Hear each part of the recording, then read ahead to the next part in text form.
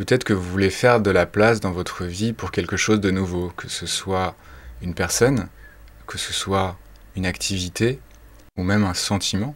Et vous ne savez pas trop par où commencer. Vous savez pas en fait comment faire pour accueillir cette nouvelle chose dans votre vie. Et effectivement, c'est pas toujours évident, surtout dans nos vies aujourd'hui, quand on voit notamment en ville, mais même pas en ville, puisque de toute façon, où qu'on soit, on a tendance à être relié par des écrans, des ordinateurs, des informations en général. Et ces informations, finalement, vont nous remplir. Et si on ne se vide pas à un moment donné, si on ne va pas juste, c'est même pas forcément se vider, enfin je veux dire, on va pas vouloir oublier activement, de toute façon on peut pas oublier les choses comme ça en se disant tiens j'oublie, et non. Au contraire, je pense que c'est plus l'inverse qui va se produire si on voit les choses de la sorte. Le mieux en fait, si vous voulez accueillir de nouvelles choses, c'est tout simplement de faire de la place. Et pour faire de la place, le plus simple, c'est de cultiver le silence. Le silence auditif, mais aussi le silence visuel. Il n'y a pas vraiment de mots pour ça, mais tout simplement l'idée de ne pas se stimuler avec des images, trop d'images. Parce que déjà, on n'est pas censé voir autant d'images dans aussi peu de temps. Et donc absorber autant d'informations en aussi peu de temps.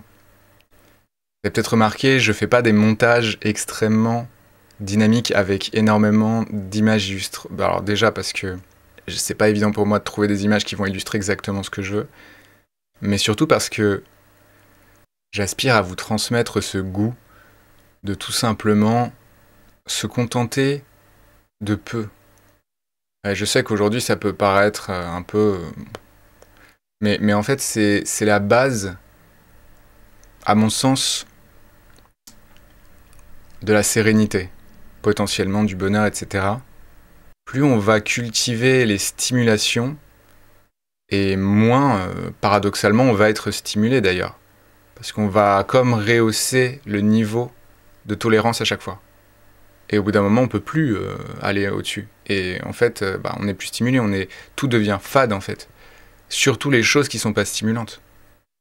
Surtout les choses comme cette vidéo là que vous entendez, vous avez la patience d'être encore là.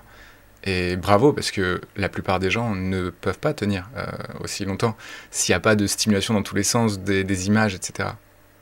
Parce qu'en fait, c'est ça aussi. La télévision, les écrans, etc. C'est des choses qui vont agir comme des anxiolytiques. C'est-à-dire qu'ils vont diminuer l'anxiété. Mais juste sur le moment. Vous imaginez bien qu'une fois la télévision éteinte, l'effet qu'elle a sur l'anxiété n'est plus là. Et puis c'est un effet juste de surface. Parce qu'en fait, on voit plein de choses, mais concrètement, est-ce que vraiment...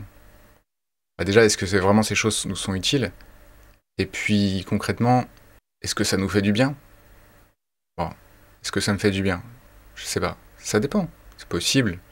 Mais pour ma part, plus j'ai de stimulation, moins je prends de plaisir. Pour vous donner un exemple, je me suis un peu remis à regarder des films. Et je suis tombé sur un film d'action qui est sorti il y a peu de temps d'ailleurs. Et c'était insupportable. Je ne supportais pas.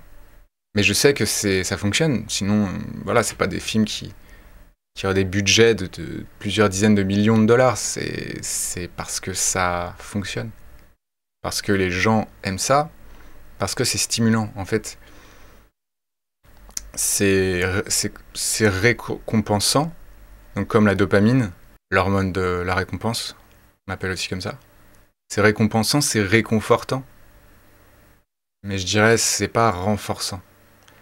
Bon, après, chacun voit les choses comme il veut, mais l'idée, si vous voulez, c'est surtout de comprendre que si on veut faire de la place pour autre chose dans sa vie, il faut savoir finalement se détacher de toutes ces choses, j'allais dire addictions, puisque c'en sont.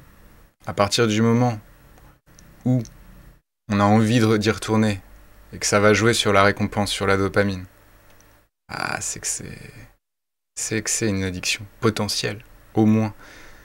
Comme, voilà, comme je vous dis, les réseaux sociaux, tout ce qui est vidéo avec des images qui s'enchaînent très vite, donc TikTok, etc. Le sucre, toutes sortes de drogues, de la nicotine et donc la cigarette jusqu'à l'héroïne, en passant par le cannabis, la cocaïne. Tout ça va jouer énormément sur la dopamine, perturber le fonctionnement normal, donc comme hacker notre système pour nous procurer du plaisir. Et on croit que le plaisir, c'est vraiment ce qu'on recherche. Alors qu'en fait, le plaisir, c'est souvent quasi systématiquement quelque chose de ponctuel. Alors que le bien-être, ça c'est autre chose. Le bien-être, ça va être plus l'hormone qu'on appelle la sérotonine. Et ça, la sérotonine, c'est vraiment pas des petits trucs comme ça, one shot, qui vont la conforter. Ça va plus être des choses comme le sommeil, ça va plus être des choses comme aussi la culture de réussir à reporter le plaisir, justement. De réussir à le mettre pour plus tard, vous savez. Bref. J'espère que ça peut vous donner des indices si vous cherchez justement donc à accueillir éventuellement de nouvelles choses et aussi à vous sentir bien tout simplement. Alors c'est pas aussi simple que ça évidemment. Là on est sur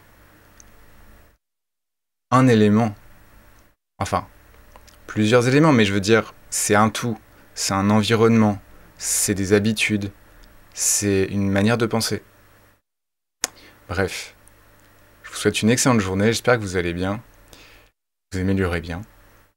Si ça vous intéresse, abonnez-vous, je pense que je vais faire plus de vidéos comme ça à l'avenir. Et d'ici là, je vous souhaite une excellente journée. Ciao.